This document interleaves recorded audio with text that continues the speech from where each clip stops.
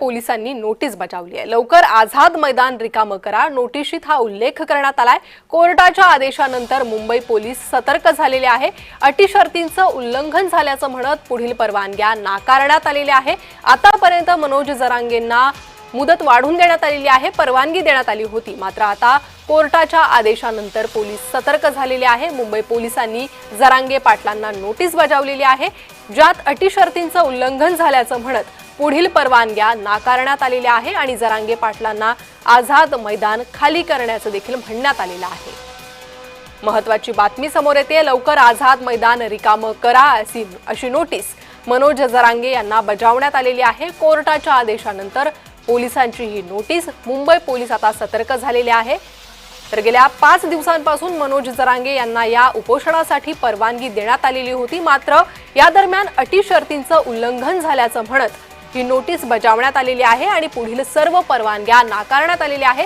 त्यामुळे आता हे मराठा आरक्षणासंदर्भातलं उपोषण कोणतं वळण घेणार हे पाहणं अत्यंत महत्त्वाचं असणार आहे। कोर्टाच्या आदेशानंतर मुंबई पोलिसांची ही नोटीस, ज्यात मनोज जरांगे यांना आझाद मैदान खाली करा अशा सूचना करण्यात आलेल्या आहे। अटी शर्तींचं उल्लंघन झाल्याचं म्हणत पुढील परवानग्या नाकारण्यात आलेल्या आहे। तर गेल्या 5 दिवसांपासून मनोज जरांगेंचं हे उपोषण।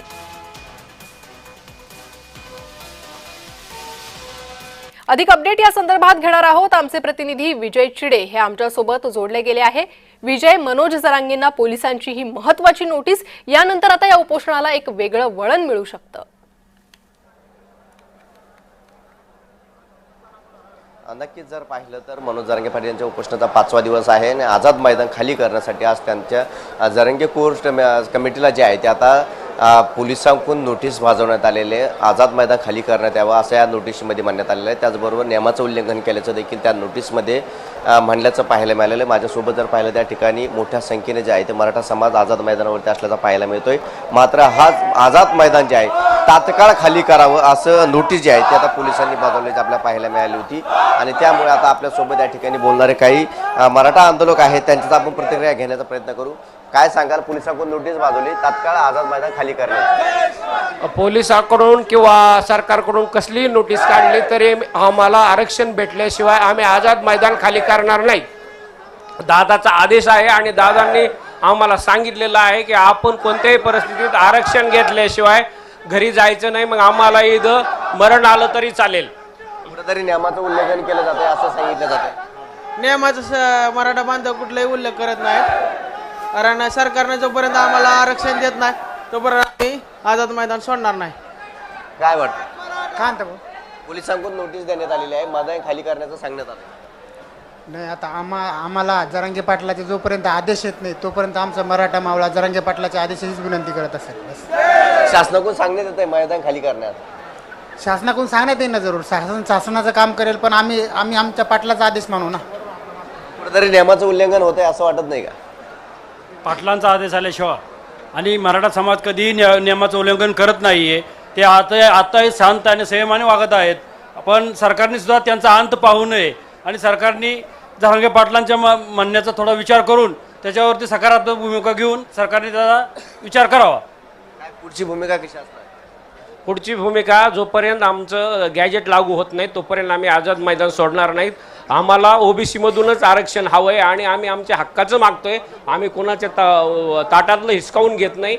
आमचा अधिकार आहे लोकशाही पद्धतीने आझाद मैदानावरती आंदोलन करण्याचं, त्या पद्धतीने आमचं आंदोलन चालू आहे। काय वाटतं, मैदान खाली करण्याची नोटीस जी आहे ती बजावण्यात आली, आम्ही जरांगे दादा बोलल्याशिवाय एक काय सेंटीमीटर सुद्धा हलणार नाही। जेव्हा दादा म्हणतील आपल्याला आरक्षण भेटले त्यावेळेस आम्ही हलू। अजून तरी नियमाचं उल्लंघन होत नाही, नियमाचं उल्लंघन होत नाही, सरकार आमची सोय करत नाही, त्यामुळं आमची सोय गावाकडून जेवण येते, जेवण करते। आम्ही अजून गावाकडचे आंदोलक, महिला आणि सर्व धोत्रावाले फेटेवाले अजून गोळा करू।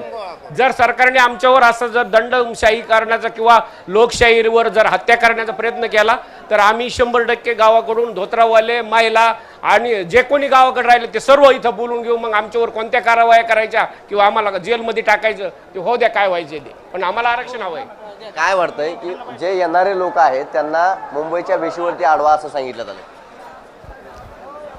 भारतीय राज्यघटनेच्या माध्यमातून प्रत्येकाला आरक्षण मागण्याचे अधिकार आहेत. काय सांगाल, काय तुमची मागणी आहे? मी सिद्धेश्वर करडोले, राहणार घाटपिंपरी, तालुका वाशी, जिल्हा धाराशिव इथून आलेलो आहे आणि मनोज दादाच्या अनेक आंदोलनामध्ये अशीच वेशभूषा केलेली असते. आणि माझी एक अशी मागणी आहे की हे करेंगे या मरेंगे, आरक्षण लेंगे ही शेवटची लढाई आणि अंतिम लढाई आता अंतिम टप्प्यात आलेली आहे.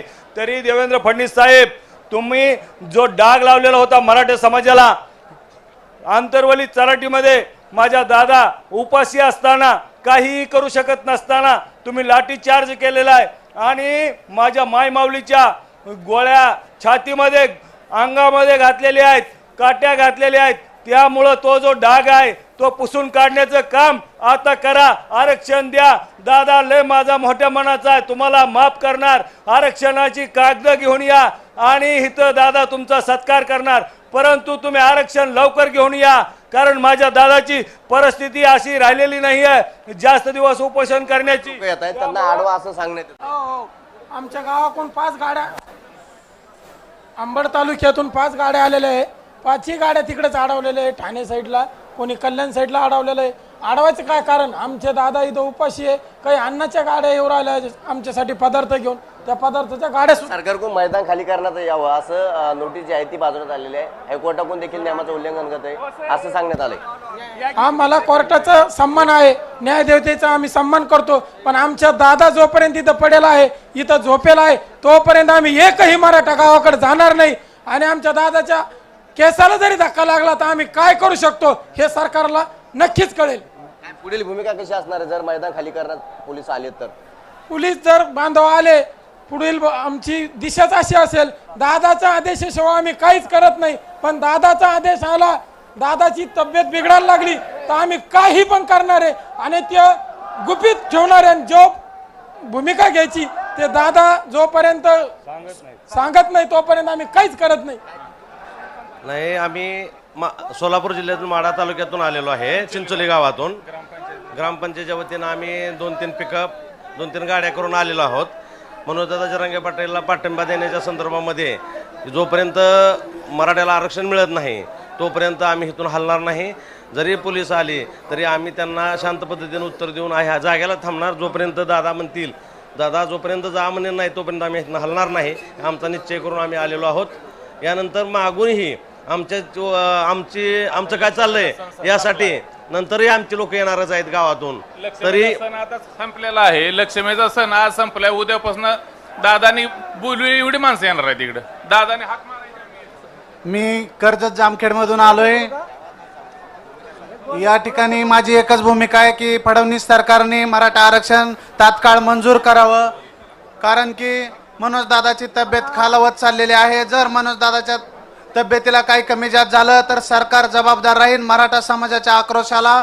त्यामुळे सरकार मायबापाला एकच विनंती आहे की जर मराठा समाजाला आरक्षण द्यायचं असेल तर ओबीसी मधूनच द्यावं. कारण मनोज दादांच्या जर मागण्या पूर्ण केल्या तर सरकार सत्तेत परत आणायची ताकद मराठा समाजामध्ये आहे आणि सत्तेमधून घालवायची ताकद देखील आमच्या या मराठा बांधवामध्ये आहे. त्यामुळे पूर्णपणे सरकारने मराठा बांधवाच्या आरक्षणाची दखल घ्यावी, नाहीतर सरकारला पुढे परिणाम भोगावे लागतील आणि सत्तेतून पाय उतार व्हावा लागेल. कारण मराठा बांधवामध्ये इतकी ताकद आहे की सरकारला सत्तेत बसू पण शकतंय आणि सत्तेतून खाली उतरू पण शकतं. ही माझ्या मराठा बांधवामध्ये ताकद आहे. उभ्या हिंदुस्थानचा आराध्य दैवत छत्रपती शिवरायांचा तुम्ही जर आदर करत असाल तर मराठा समाजाला लगेचच्या लगेच ओबीसी मधून आरक्षण द्यावं आणि मराठा समाजाचा गुलाल उधळण्यासाठी आपण देखील आझाद मैदानावर यावं. नक्की विजय, आपण मराठा आंदोलकांच्या या आक्रमक प्रतिक्रिया पाहतोय. तुम्ही असेच माझ्यासोबत जोडलेले राहा.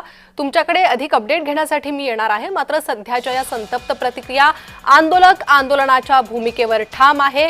गोंधळ करायचा असेल तर गावी निघून जा, एकीकडे मनोज जरांगे यांनी असं म्हटलेलं आहे. मात्र तरीही मुंबईमध्ये परिस्थिती बिकट झालेली आहे. गर्दी प्रचंड होते, त्यामुळे मुंबईकरांना त्रास सहन करावा लागतो. आणि याच पार्श्वभूमीवर आता मनोज जरांगेंना मैदान खाली करण्याची नोटीस पोलिसांनी बजावलेली आहे. जरांगे पाटलांना मुंबई पोलिसांनी ही नोटीस बजावलेली आहे. मात्र आंदोलक आंदोलनाच्या भूमिकेवर ठाम आहे. जोपर्यंत जरांगे पाटील म्हणत नाही तोपर्यंत मैदानावरून हलणार नाही असं त्यांनी म्हटलंय. तर आपल्यासोबत मराठा समन्वयक गंगाधर काळकुटे हे जोडले गेले आहे. गंगाधरजी, जय महाराष्ट्र मध्ये आपलं स्वागत. आपण पाहतोय एकीकडे मराठा आंदोलनावर, मराठा आरक्षणावर